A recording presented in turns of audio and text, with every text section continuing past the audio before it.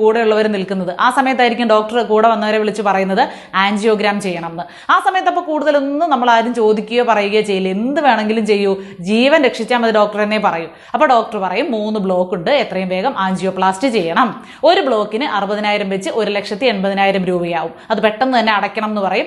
അത് സംബന്ധിച്ച് പുറത്ത് വന്ന് കടം വാങ്ങിയോ പണയം വെച്ചോ ഒക്കെ നമ്മൾ കാശടയ്ക്കും.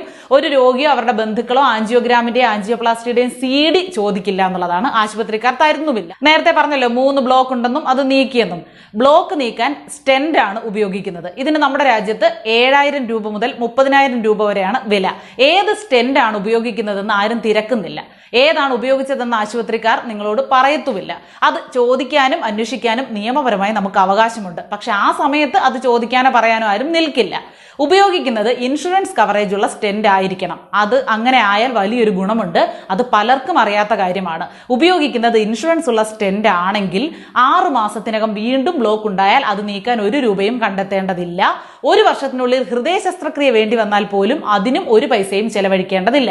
അതെല്ലാം ഈ സ്റ്റെന്റ് കമ്പനി ഇൻഷുറൻസ് വഴി ചെയ്യും. അത് അവരുടെ കടമയാണ്. പക്ഷെ സർക്കാർ ആശുപത്രി ഒഴികെ മറ്റൊരിടത്തും ഇത്തരം ഇൻഷുറൻസ് ഉള്ള സ്റ്റെന്റ് ഉപയോഗിക്കാറില്ല. ഉപയോഗിച്ചാൽ ചെയ്ത ചികിത്സാ കാര്യങ്ങളൊക്കെ കമ്പനിക്ക് നൽകേണ്ടി വരും. അപ്പോൾ ചികിത്സയിൽ നടക്കുന്ന കള്ളത്തരം നടക്കില്ല.